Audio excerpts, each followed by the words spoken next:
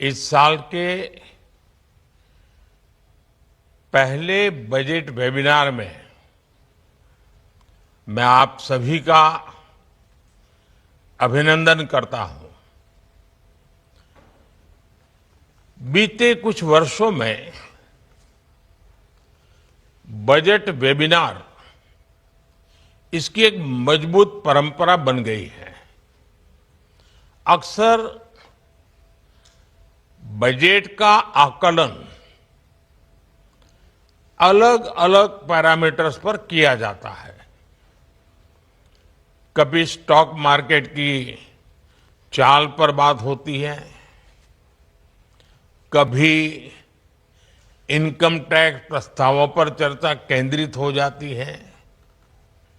सच्चाई ये है कि राष्ट्रीय बजट कोई शॉर्ट टर्म ट्रेडिंग डॉक्यूमेंट नहीं होता। वह एक पॉलिसी रोडमैप होता है। इसलिए बजट की प्रभावशीलता का आकलन भी ठोस पैरामीटर्स पर किया जाना चाहिए। ऐसी नीतियां जो इंफ्रास्ट्रक्चर का विस्तार करें, जो क्रेडिट के प्रवाह को आसान बनाएं, जो ईज ऑफ डूइंग बिजनेस बढ़ाएं,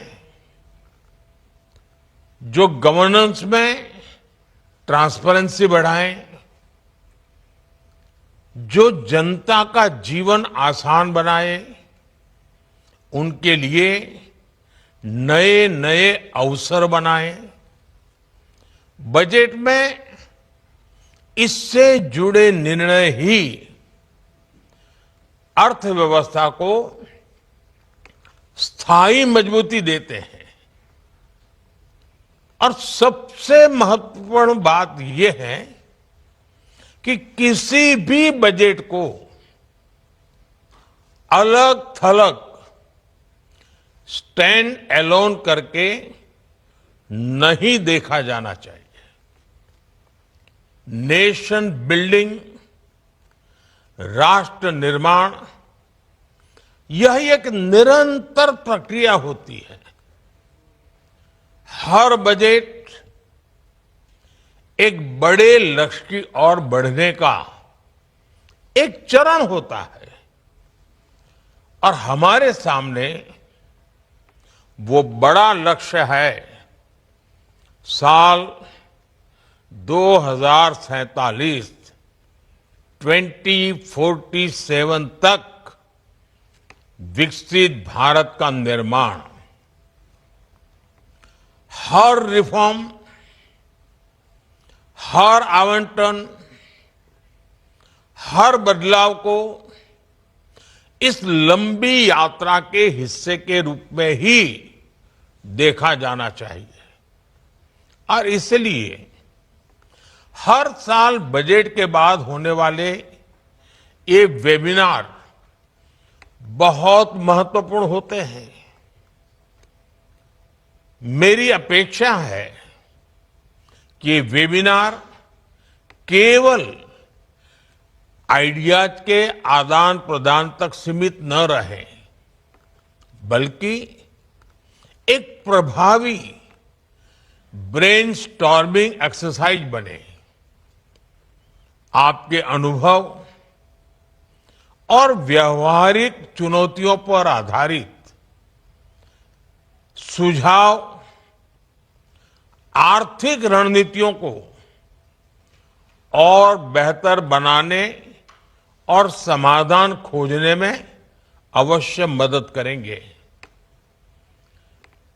जब इंडस्ट्री, एकेडेमिया, एनालिस्ट और पॉलिसी मेकर्स मिलकर के सोचते हैं तो योजनाओं का इम्प्लीमेंटेशन और बेहतर होता है, रिजल्ट और सटीक मिलते हैं।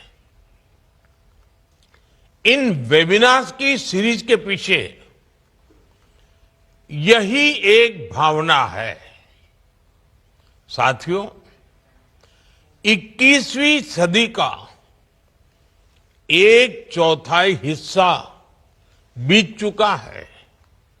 अगर आप स्वयं के सेवा में सोचे तो आपके जीवन का बहुत अच्छा महत्वपूर्ण कालखंड बीत चुका है। अब हम देश की विकास यात्रा के एक महत्वपूर्ण समय में हैं।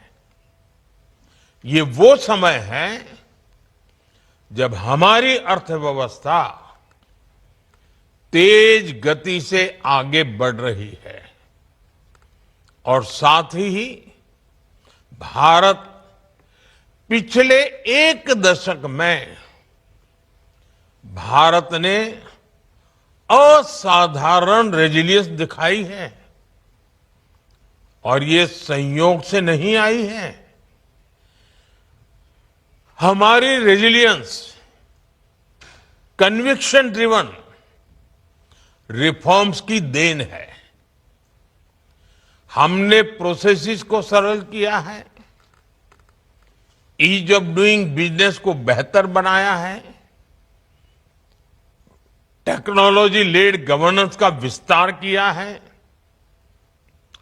इंस्टीट्यूशंस को मजबूत किया है और आज भी ये देश रिफॉर्म एक्सप्रेस पर सवार है।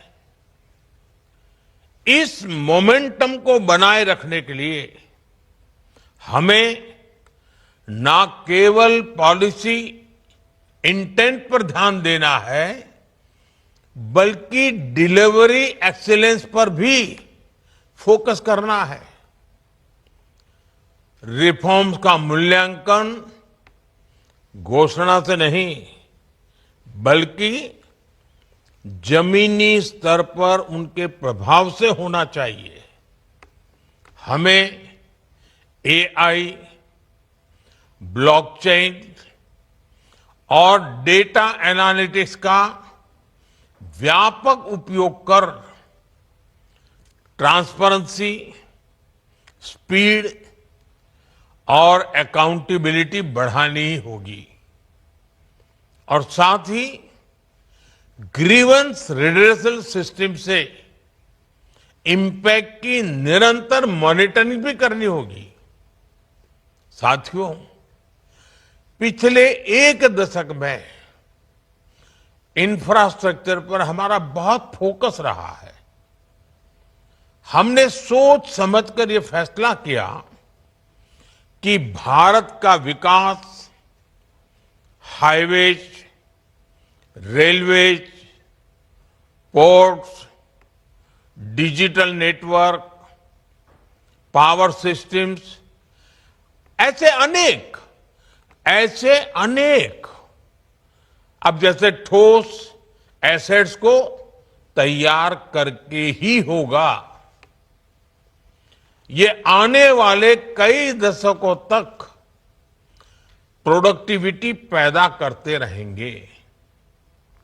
इससे और इसी वजह से पब्लिक कैपिटल एक्सपेंडिचर लगातार बढ़ाया जा रहा है। 11 साल पहले पब्लिक कैपेक्स के लिए बजट में लगभग 2 लाख करोड़ रुपए का प्रावधान था। मौजूदा बजट में ये बढ़कर लगभग 12 लाख करोड़ रुपए के पार हो गया है। इतने बड़े पैमाने पर सरकारी निवेश होना प्राइवेट सेक्टर के लिए भी एक स्पष्ट संदेश है। साथियों, अब समय है कि इंडस्ट्री और फाइनेंशियल इंस्टीट्यूशंस भी नई ऊर्जा के साथ आगे आए। हमें इंफ्रास्ट्रक्चर में ज्यादा भागीदारी चाहिए।